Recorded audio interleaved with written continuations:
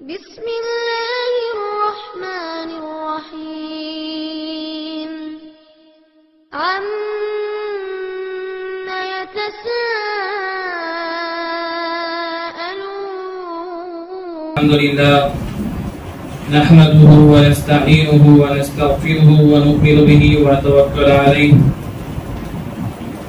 ونعوذ بالله من شرور أنفسنا ومن سيئات أعمالنا من يهده الله فلا مضل له ومن يضلله فلا هادي له وأشهد أن لا إله إلا الله وحده لا شريك له وأشهد أن محمدا عبده ورسوله أما بعد يا أيها الناس اتقوا ربكم الذي خلقكم من نفس واحدة وخلق منها زوجها وبث منهما رجالا كثيرا ونساء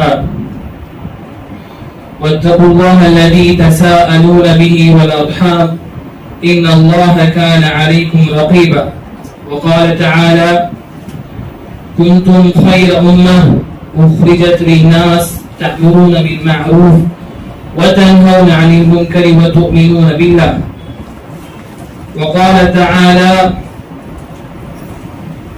فقولا له قولا لينا لعله يتذكر أو يخشى وقال النبي صلى الله عليه وسلم أفضل الجهاد كلمة حق عند سلطان جائر صدق الله العظيم وصدق رسوله النبي الكريم ونحن على ذلك من الشاهدين والشاكرين والحمد لله رب العالمين எல்லா புகழும் புகழ்ச்சியும் நம்மை எல்லாம் படைத்து கண்காணித்து வருகிற ஏக வல்லோன் அல்லாஹ் ஒருவனுக்கே உரித்தாகட்டுமாக.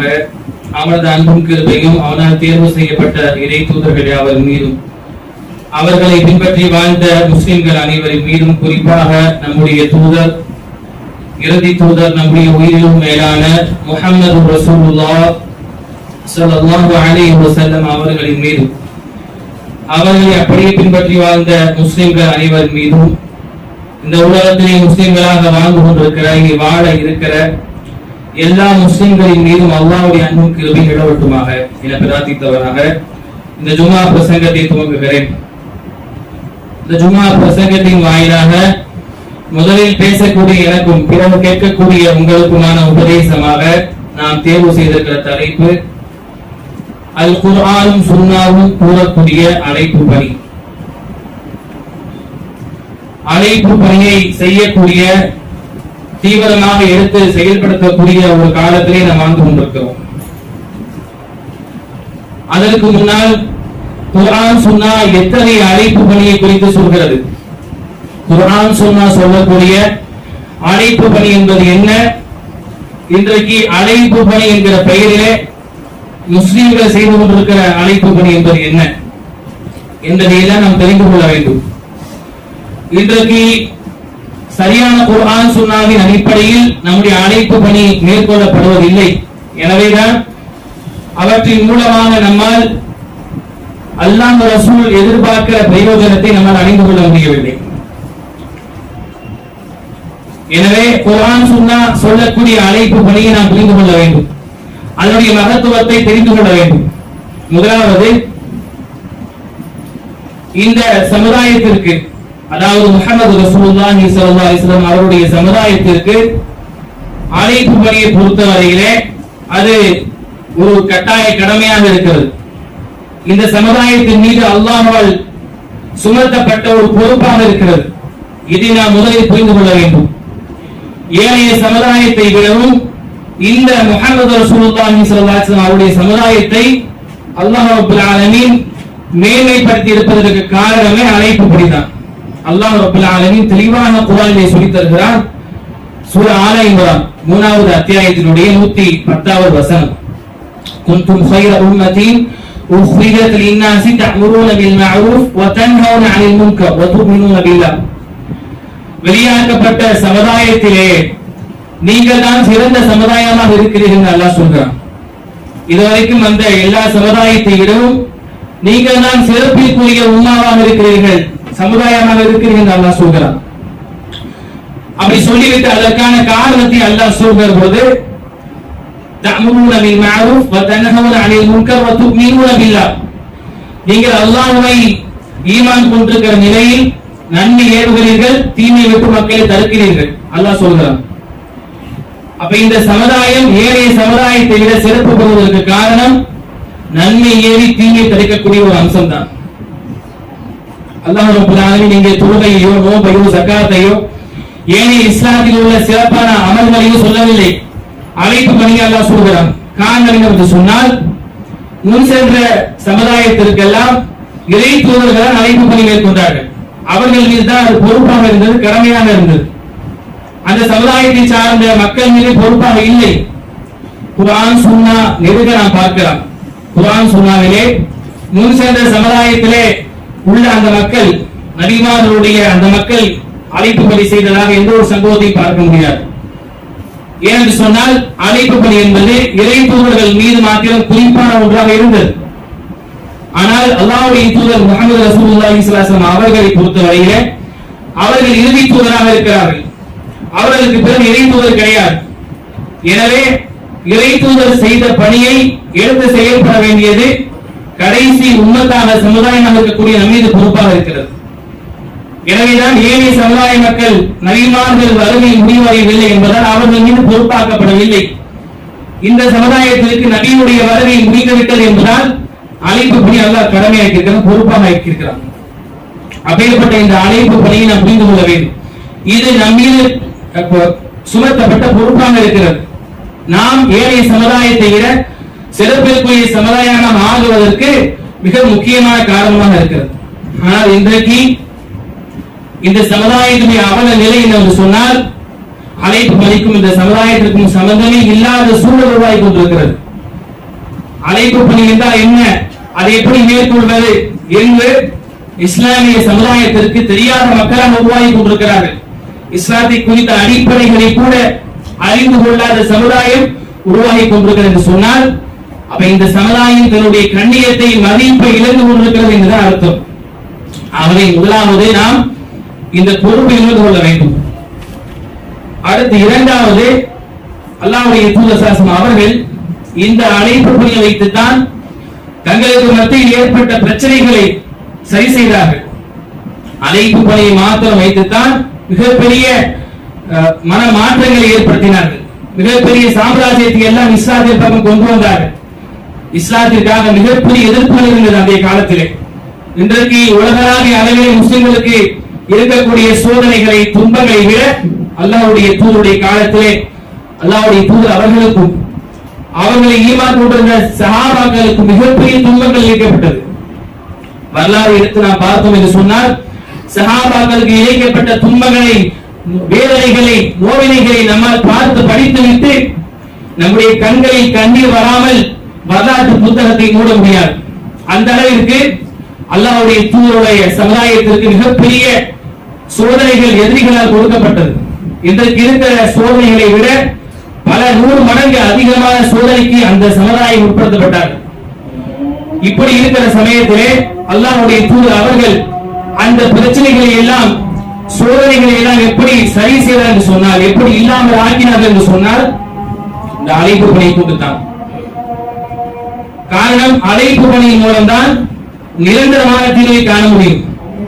அல்லாஹ்வுடைய தூதர் அவர்களை கொள்வதற்காக வாழேந்தி வந்த உமர் ரலியல்லாஹு அவர்கள், அல்லாஹ்வுடைய தூதர் அவர்களை கொள்வதற்காக வேண்டி வாழேந்தி வந்த உமர் அவர்கள் பின்னால் ஒரு காலத்திலே யார் அல்லாஹ்வுடைய தூதர் மறைத்து விட்டார் என்று சொல்வாரோ, அல்லாஹ்வுடைய தூதர் இறந்து விட்டார் என்று யார் சொல்வாரோ அவருடைய தலையை நான் கொய்வேன் என்று சொன்னார்.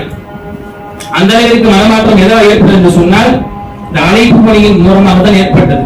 உதாரணத்திற்கு ஒரு சம்பவம் தான்.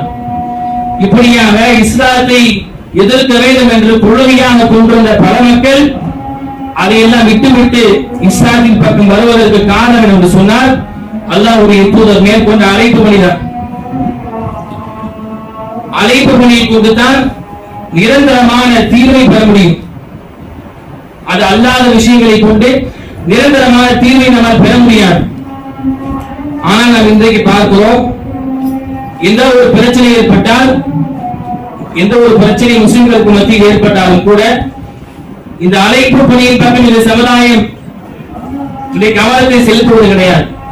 அழைப்பு பணியை விட்டுவிட்டு வேற எந்தெந்த விஷயங்களை செய்து அதை சரி செய்ய வேண்டுமோ அதையெல்லாம் செய்கிறோம். போராட்டம் நடத்துகிறோம், ஆர்ப்பாட்டங்கள் மேற்கொள்கிறோம். ஆனால் அதன் மூலமாக நிச்சயமாக நிரந்தர தீர்வை பெற முடியாது.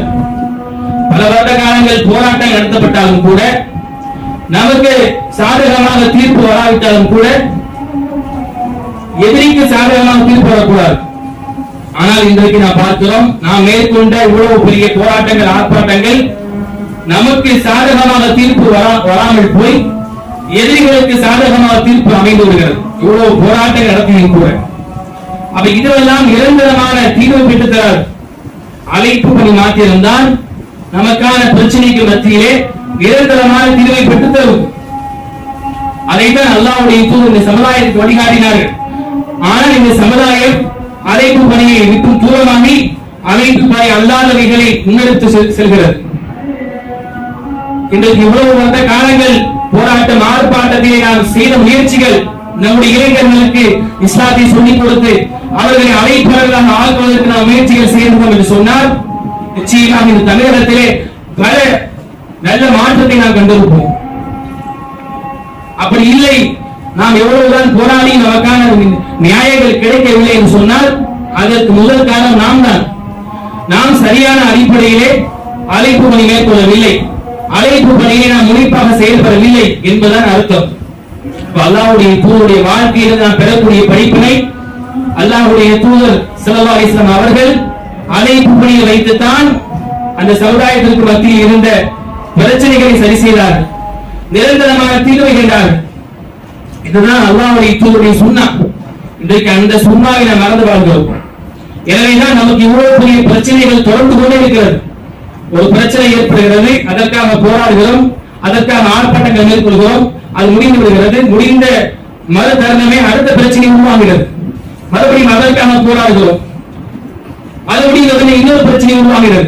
இப்படியாக பிரச்சனைகள் தோற்றங்கள் தான் மாறுபடுகிறதே தவிர பிரச்சனைகள் ஓய்ந்தபாடு கிடையாது. ஏன் நாம் நிரந்தர தீர்வை எதிர்பட்டுத்தோமோ அத்தகையவற்றை நாம் கவனம் செலுத்துவது இல்லை. அதான் நிதர்சனமான உண்மை.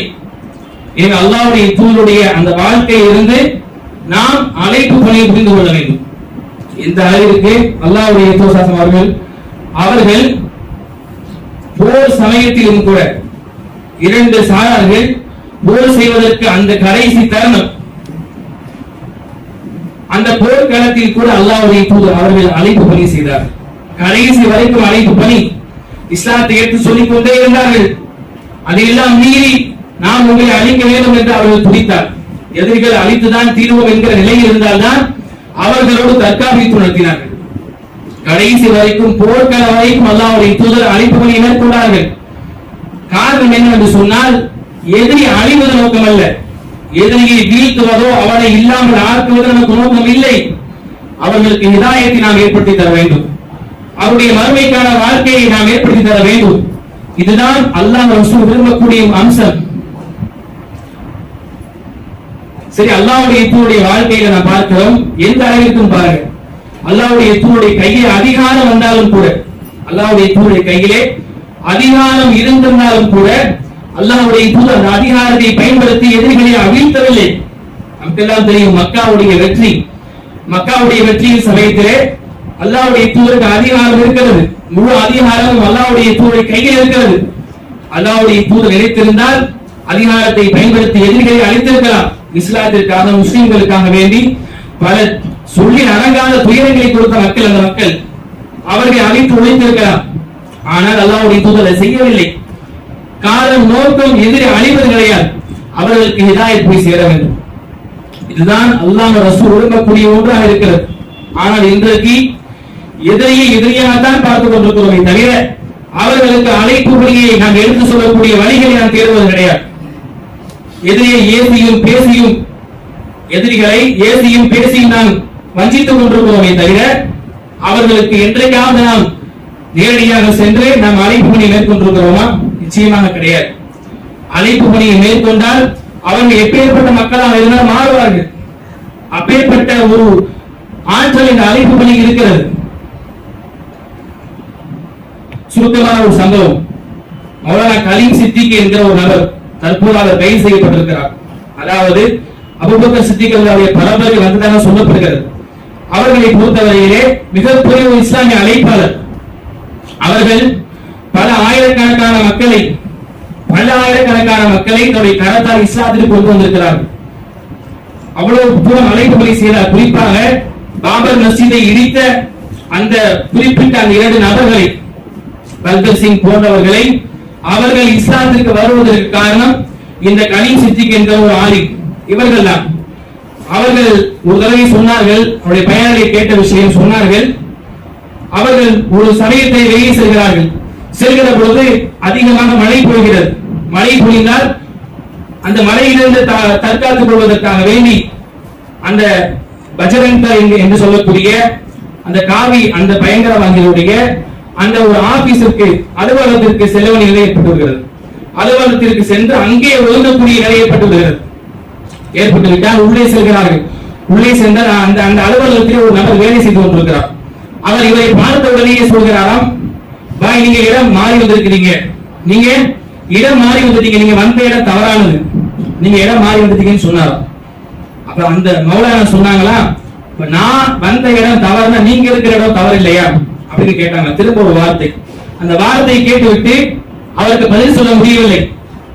5 நிமிடம் உங்களிடம் பேசுவதற்கு அனுமதி கொடுங்க என்று கேட்டார்களாம். அனுமதி கொடுத்ததற்கு பிறகு 5 நிமிடம் அவர்கள் அழைப்பு செய்து அந்த அலுவலகத்திலே வேலை செய்த அந்த காபிரை இஸ்லாத்தின் பக்கம் கொண்டு வந்தார்களாம்.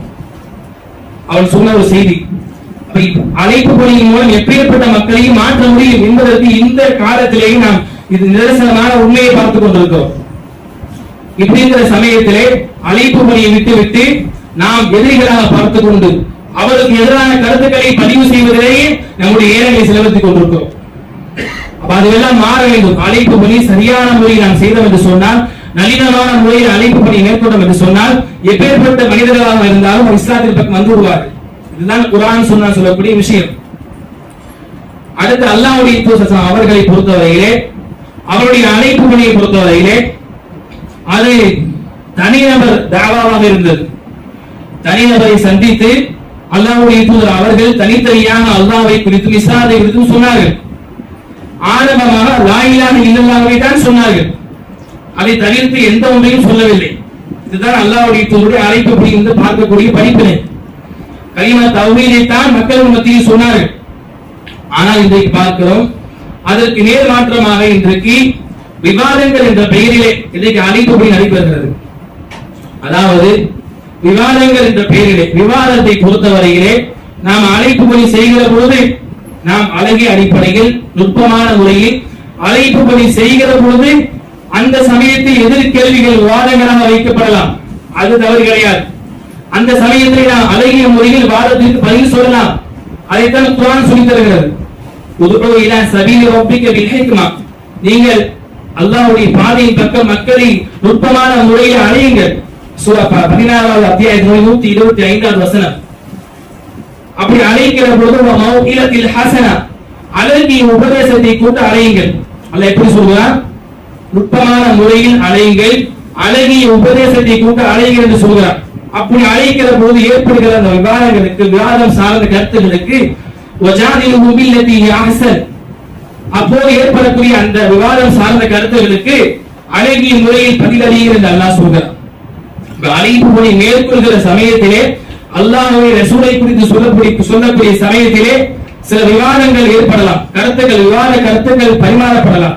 அந்த சமயத்தில் அல்லாஹ் ரப்பல் ஆலமீன் அழகிய முறையில் பதிலளியுங்கள் என்று சொல்கிறானே தவிர நீங்களாக தனியான விவாதத்திற்கென்று ஒரு களத்தை தயார் செய்யுங்கள் என்று சொல்லவில்லை. சிந்திக்கணும். விவாதத்திற்கென்று இன்றைக்கு தனி களங்கள் உருவாக்கப்படுகிறது. இப்படியான ஒரு முறை குர்ஆன் சுன்னா காட்டிய அம்சம் இல்லை என்பதை புரிந்து கொள்ள வேண்டும். விவாதத்தை பொறுத்தவரையிலே அங்கே நளினங்கள் பேசப்படாது, நளினமான பேச்சுக்கள், அழகிய உபதேசங்கள் பாடமாக்கப்படாது. விவாதத்தை பொறுத்தவரையிலே 2 சாரார்களும் நம்முடைய எதிர் கருத்தை தோற்கடிக்க வேண்டும் என்பதற்காக கருத்துக்களை மட்டம் தட்டியே பேச முடியும் நிலை ஏற்படும். இதுதான் விவாதத்துடைய சாராம்சம். 2 தரப்பை சார்ந்தவர்கள் தங்களுடைய மக்களுக்கு மத்தியில் அமர்ந்திருப்பார்கள். அமர்ந்து தங்களுடைய கருத்தை வைப்பார்கள். நாம் என்னதான் குர்ஆன் சுன்னாவை சரியான அடிப்படையில், சரியான ஆதாரத்தின் அடிப்படையில் அறிவுபூர்வமாக சொன்னாலும் கூட அவர்கள் அந்த குர்ஆன் சுன்னாவை நேர்மறையாக எடுத்துக்கொள்ள மாட்டார்கள். காரணம், அங்கே தன்னுடைய மக்களுக்கு மத்தியில் அவர் அமர்ந்திருக்கிறார்கள். தங்களுடைய மக்களை பொறுத்தவரையே அவருடைய கொள்கையை, அவருடைய மார்க்கத்தை பாதுகாக்கக்கூடிய அறிஞர்களாக, ஆலிம்களாக இவர்களை அவர்கள் பார்த்துக் கொண்டிருக்கிறார்கள். அப்படி இருக்கிற பொழுது தன்னுடைய இமேஜை, தன்னுடைய அந்த அந்தஸ்தை விட்டுவிட்டு யாரும் நேர்மறையாக ஏற்றுக்கொள்ள மாட்டார்கள். இன்றைக்கு பார்க்கிறோமா இல்லையா? இப்படிப்பட்ட விவாதங்கள் மூலமாக நேர்மறையாக சிந்திக்கக்கூடிய நிலை மாறி, குர்ஆன் சுன்னாவை நேர்மறையாக சிந்திக்கக்கூடிய நிலை மாறி எதிர்மறையாக சிந்திக்கக்கூடிய நிலை ஏற்பட்டிருக்கிறது. எப்படியாவது குர்ஆன் சுன்னாவை மட்டம் தட்டி, குர்ஆன் சுன்னாவை பொய்யாக கற்பனை செய்து நாம் அவர்களை ஜெயித்து விட வேண்டும் என்கிற நிலைதான் ஏற்பட்டிருக்கிறது. தவிர இன்னைக்கு பார்க்கிறோம், இன்னைக்கு இந்த வாதங்கள் மூலமாக அவர்கள் குர்ஆன் சுன்னாவை தேடுகிறார்கள். எதற்காக தெரியுமா? எப்படியாவது குர்ஆன் சுன்னாவிலே பிழையான கருத்துக்களை சொல்லிவிட வேண்டும், பிழையான கருத்து இருக்கிறது என்பதை நிலைநாட்டி நான் வாதத்திலே ஜெயிக்க வேண்டும் என்பதற்காக வேண்டிய குர்ஆன் சுன்னாவை நேர்மறையாக சிந்திக்காமல் எதிர்மறையாக தேடக்கூடிய ஒரு நிலை ஏற்படுத்தி கொடுத்தது இந்த விவாதங்கள் தான். அது மாத்திரமல்ல, அந்த விவாதத்திலே போய் பதில் சொல்ல முடியாமல் ஹதீஸ்களை நிராகரிக்கக்கூடிய நிலை ஏற்பட்டிருக்கிறது. வாதத்திலே போய் பதில் சொல்ல முடியாமல், அறிவுபூர்வமாக பதில் சொல்ல முடியவில்லை என்பதால் அந்த வாதத்திலே என்னுடைய வாதங்கள் தோற்றுவிடும் என்பதால் குர்ஆன் சுன்னா நிராகரிக்கப்படுகிறது. அப்ப இப்படியான வாதத்தை பொறுத்தவரையே குர்ஆன் சுன்னா சொல்லவில்லை. அப்பேற்பட்ட வாதத்தை நான் நடத்தினோம் என்று சொன்னால், அதை அழைப்பு பணியாக நாம் மாற்றினோம் என்று சொன்னால், அழைப்பு பணியை இது போன்ற விவாத களத்தை அழைப்பு பணியாக நாம் மாற்றினோம் என்று சொன்னால் இத்தகைய நிலைதான் ஏற்படும். எனவேதான் இது போன்ற விஷயத்தை நாம் தவிர்த்துக் கொள்ள வேண்டும். தனிநபர் தாவா செய்ய வேண்டும். முதலில் இஸ்லாத்தை குறித்து, அல்லாஹ் ரசூலை குறித்த கருத்தை சொல்ல வேண்டும். லா இலாஹ இல்லல்லாஹ் குறித்து சொல்ல வேண்டும்.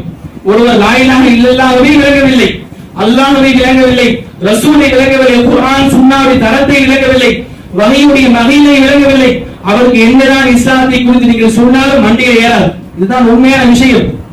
அல்லாஹ்வுடைய தூதர் அவர்கள் எடுத்த உடனே கலிமா தௌஹீதை தான் சொன்னார்கள், வாதங்கள் எல்லாம் செய்யவில்லை. அதே போன்று இன்றைக்கு பார்க்கிறோம், அழைப்பு பணிங்கிற பெயரிலே எனக்கு இஸ்லாத்தை குறித்த எல்லா விஷயத்திற்கும் பதில் சொல்ல முடியும், இஸ்லாம் குறித்த எல்லா கேள்விகளையும் கேளுங்கள் என்று சொல்லி அரங்கத்தை ஏற்படுத்துகிறார்கள். யாரையும் குறைத்து மதிப்பதற்காக இல்லை. இந்த நிலை குர்ஆன் சுன்னாவில் காட்டப்படவில்லை. இது அல்லாஹ்வுடைய தூதர் வழிமுறை இல்லை. இதை நாம் எடுத்த அழைப்பு பணியாக மேற்கொள்வோம் என்று சொன்னால் இன்னும் பல விளைவுகளை தான் நாம் காண நேரிடும். எனவே அதை புரிந்து கொள்வதற்காகத்தான் சொல்லப்படுகிறது. இன்னைக்கு இஸ்லாத்தை குறித்து எல்லா கேள்விக்கும் பதில் சொல்ல முடியும் என்று சொல்லி இஸ்லாத்தை குறித்து எவ்வித கேள்வியும் கேட்கலாம் என்கிற நிலைக்கு இதுக்கு உருவாக்கி வைத்திருக்கிறார்கள். நம்ம பார்க்கிறோம், ஒரு நபருக்கு எல்லா கேள்விக்கும் பதில் சொல்ல முடியாது. இது யதார்த்தமான ஒன்று. ஒரு நபரால் எல்லா கேள்விக்கும் பதில் சொல்ல முடியும் என்று யாராலும் சொல்ல முடியாது. அப்படி யாராவது சொல்வார் என்று சொன்னால் அவன் மடையன்.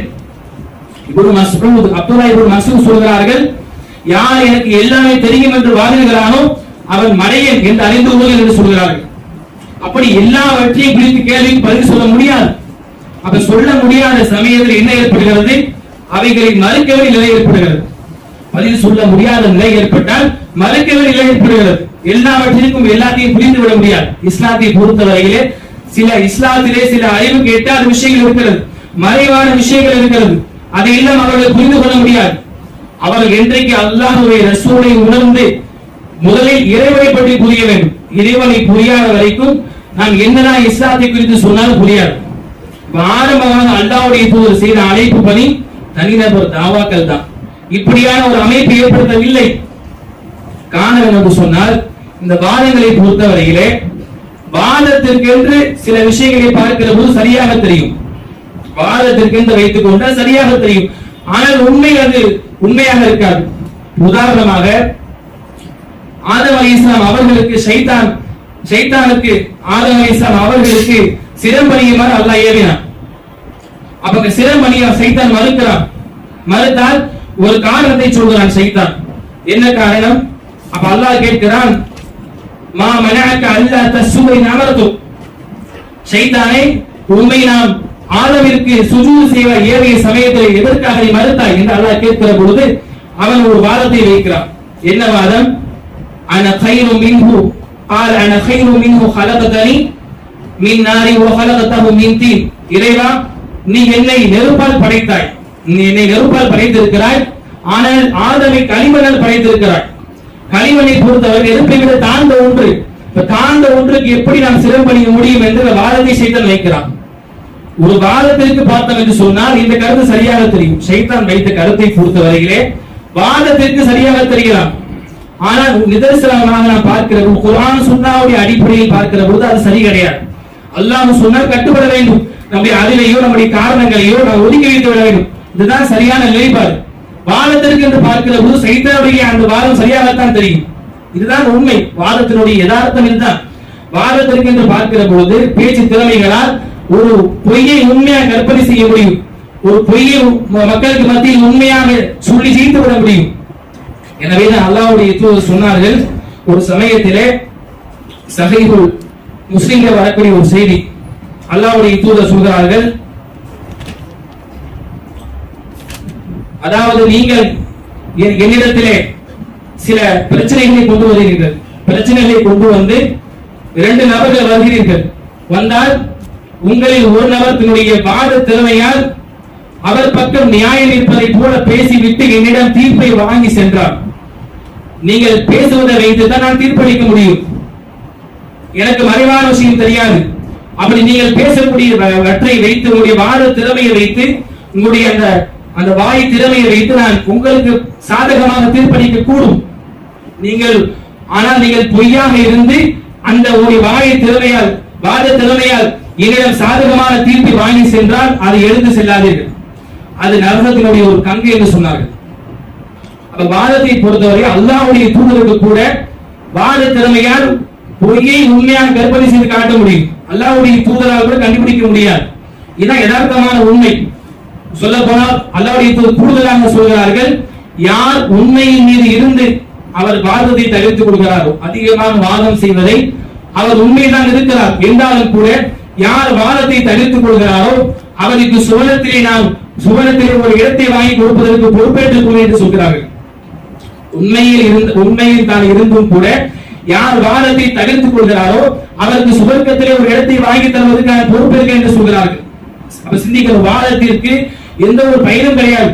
பயன் இருப்பதாக நமக்கு காட்டப்படலாம். ஆனால் அப்படிப்பட்ட இது போன்ற வாதத்திற்கு பயன் என்பது கிடையாது. அப்படி இருந்திருந்தால் அதை அல்லாஹ்வுடைய தூதர் செய்து காட்டியிருப்பார்கள்.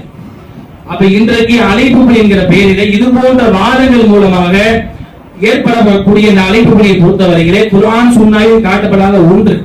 அதன் மூலம் சில நன்மைகள் நமக்கு தெரிந்தாலும் கூட பல விஷயங்களை பொறுத்தவரையில் அந்த வாதத்தின் மூலமாக பல நலவுகளை தாண்டி கெடுதிகள் தான் ஏற்படுகிறது. ஆகவே இதை நாம் தவிர்த்து கொள்ள வேண்டும்.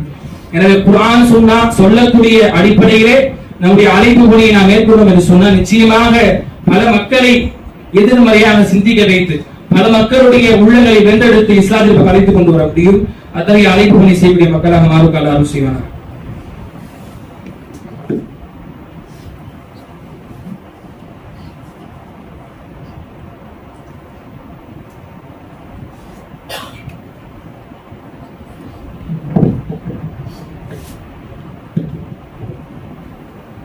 அல்ஹம்துலில்லாஹ் வஹ்தஹு அஸ்ஸலாத்து வஸ்ஸலாமு அலா மன் லா நபிய்ய பஅத அம்மா பஅத்.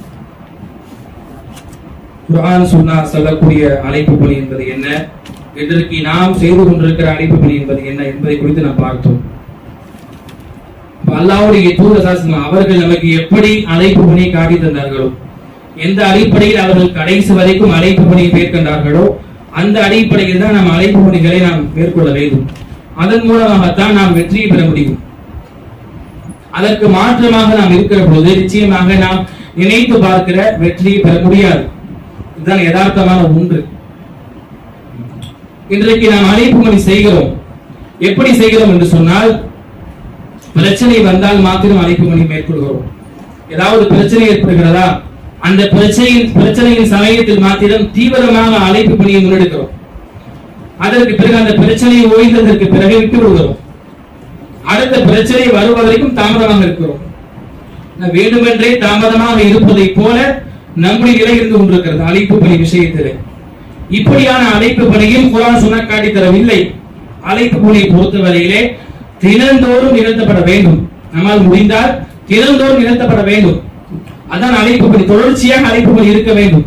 தொடர்ச்சியான அழைப்பு பணியை வைத்துத்தான் நம்மால் நிரந்தரமான வெற்றியை பெற முடியும். உதாரணத்திற்கு ஒரே ஒரு சம்பவம்.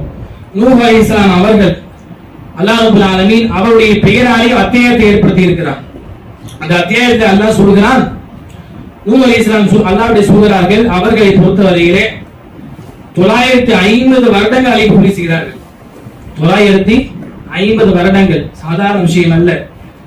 இன்னைக்கு 100 வயது வாழ்வதை மிகப்பெரிய விஷயமாக நாம் பார்க்கிறோம். ஆனால் அவர்கள் 950 வருட காலங்கள் அழைப்பு பணி மேற்கொண்டார்கள்.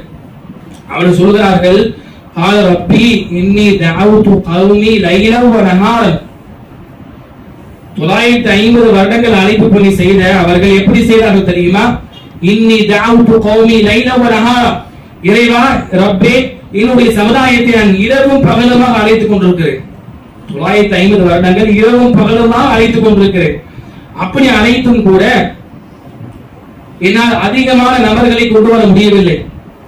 இதை அழைப்புப்படி அவர்கள் செவி மடுக்காமல் சென்று கொண்டிருக்கிறார்கள், பெருமை அடிக்கிறார்கள். அவர்கள் சொல்கிறார்கள் துஆவிலே அல்லாஹ்விடம் துஆ செய்கிறார்கள். அப்ப 950 வருடங்கள் இரவும் பகலுமாக அழைப்புப்படி செய்து நூஹ் அலைஹிஸ்ஸலாம் அவர்கள் சொற்பமான நபர்களை இஸ்லாத்திற்கு கொண்டு வந்தார்கள். இப்படிப்பட்ட அழைப்பு பணியின் மூலமாகவே இவ்வளவு சிறிய மாற்றம் தான் ஏற்படுகிறது சொன்னால், இப்ப நம்முடைய அழைப்பு நினைத்து பாருங்க. நம்முடைய அழைப்பு பணியை பொறுத்தவரையிலே பிரச்சனை வந்தால் இருக்கிறது, அதற்கு பிறகு தீர்ந்து விடுகிறது. அப்படி இருக்கக்கூடாது. நம்முடைய அழைப்பு பணியை பொறுத்தவரையே தொடர்ச்சியாக இருக்க வேண்டும், நிரந்தரமாக இருக்க வேண்டும். அல்லாஹ் குர்ஆனில் சொல்கிறான், 51வது அத்தியாயம் 55வது வசனம், நபியே ஃபதக்கிர் ஃபஇன்ன ذிக்ரா தன்ஃபஉல் முஃமினீன். நபியே நீங்கள் ஃபதக்கிர் மக்களுக்கு நினைவுபடுத்திக் கொண்டே இருப்பீர்கள். ஃபஇன்ன ذிக்ரா தன்ஃபஉல் முஃமினீன். நிச்சயமாக நினைவுபடுத்திக் கொண்டே இருப்பது மூமின்களுக்கு பயன் தரும் என்று அல்லாஹ் சொல்கிறான். திக்ர் என்கிற வார்த்தையை சொல்கிறார். திக்ர் என்று சொன்னாலே தினந்தோறும் மேற்கொள்ளக்கூடிய ஒன்று தான் திக்ர் என்று சொல்லப்படும். அந்த அரபி வார்த்தைக்கு சரியான பொருளை பொறுத்தவரை தினந்தோறும் மேற்கொள்ளக்கூடிய ஒன்று திக்ர் என்று நான் சொல்லுவோம்.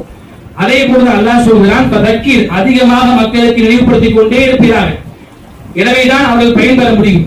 அதிகமாக நினைவுபடுத்தக்கூடிய, அதிகமாக தொடர்ச்சியாக செய்யப்படக்கூடிய அழைப்பு பணியின் மூலம்தான் நமக்கு பிரயோஜனம் இருக்கு என்பதை குர்ஆன் சொல்கிறது. அந்த அடிப்படையில் நம்முடைய அழைப்பு பணியை மேற்கொள்ள வேண்டும். நேரத்திற்கும் காலத்திற்கும் பொதுவாக நாம் அமைக்காமல் இத்தகைய நிலையை மாற்றி நாம் எப்பொழுதுமே அழைப்பு பணியில் இருப்பேன் என்கிற ஒரு உறுதியான எண்ணத்தோடு நாம் செயல்பட்டோம் என்று சொன்னால் நிச்சயமாக குர்ஆன் சொல்லக்கூடிய அழைப்பு பணி அதுதான். அதன் மூலமாகத்தான் நிச்சயமாக நம்ம பல மாற்றத்தை பெற முடியும். அல்லாஹ் ரப்பல் ஆலமீன் சொல்லப்பட்ட விஷயத்தை எல்லாம் சரியான முறையில உணர்ந்து உள்வாங்கி அதை செயல்படுத்தக்கூடிய மக்களாக மாற்றவர் புரிவானாக.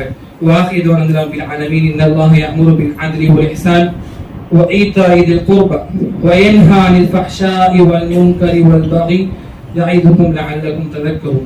اذكروا الله يذكركم وادعوه يستجيب لكم ولذكر الله أكبر والله يعلم.